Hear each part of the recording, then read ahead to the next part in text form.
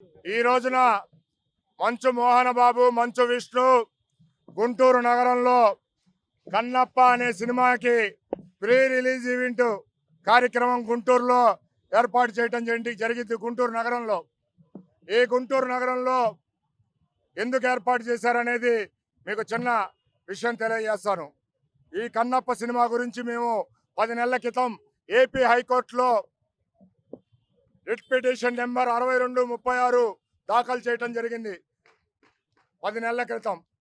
అయితే దానికి సంబంధించి మంచు Mohan Babu, Manchu Vishnu, film development corporation వాళ్ళు, అట్లానే ఫిలిం సర్టిఫికేషన్ సిబిఎఫ్సి వాళ్ళు వీళ్ళందరినీ ముద్దాలుగా చేసి పెట్టడం జరిగింది. బ్రహ్మానందం, సప్తగిరి మీద కూడా.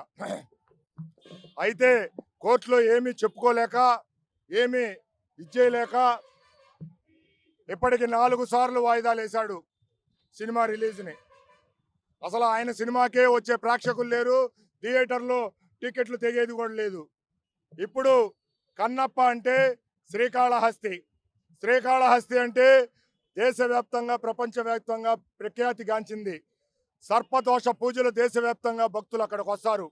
దానికి సంబంధించిన కథని తప్పుడు కథనాలతో, తప్పుడు చరిత్ర వక్రీకరించి కన్నప్ప అనే సినిమా తీయటం జరిగింది. దాంట్లో ఇదిగో ఈ పాత్రలు పెట్టాడు. ఈ పాత్రలు పిలక, గిలక. పిలక ఏమో బ్రహ్మానందం, గిలకేమో సప్తగిరి. అంటే ఒక సామాజిక వర్గాన్ని, మనోభావాల్ని దెబ్బతీసే విధంగా వీళ్ళ కుటుంబం సినిమాలు తీస్తూ ఒక 20 ఏళ్లుగా బతుకుతున్నారు. వాళ్ళకి కడుపులో తిండి, ఒంటి మీద బట్ట, తిరిగే కారులో ఆయిలు, కారులు అన్నీ బ్రాహ్మణ కులాన్ని కించపరిచి అవహేళన చేసిన సినిమాల ద్వారా సంపాదించుకున్న డబ్బులే. వాటితో బతుకుతున్నారు వాళ్ళ జీవనం. వాళ్ళు ఇప్పుడు మళ్ళా మా మీద బతకాలని చెప్పి వస్తే మేము దాని మీద ప్రొటెస్ట్ చేశాం, కోర్టులో ఫైట్ చేస్తున్నాం. అయితే ఇందులో ఫిలిం సర్టిఫికేషన్ వాళ్ళది చాలా పెద్ద తప్పు ఉంది. గతంలో దేనికైనా రెడీ. మేము హైకోర్టుకు వెళ్తే 3 సన్నివేశాలు కట్ చేయమని చెప్పి హైకోర్టు తీర్పిచ్చింది 2013లో. అప్పటికి సినిమా వెళ్ళిపోయింది. మళ్ళా ఇప్పుడు సిబిఎఫ్సి వాళ్ళకి మేము నోటీసులు ఇచ్చాం పోయిన సంవత్సరం ఈ సినిమా మీద. ఇప్పుడు కూడా దాని మీద వాళ్ళు ఆల్రెడీ లాయర్ని పెట్టుకొని కోర్టులో, హైకోర్టులో వాదించుకుంటున్నారు. మేము ఒకటే చెప్తున్నాం,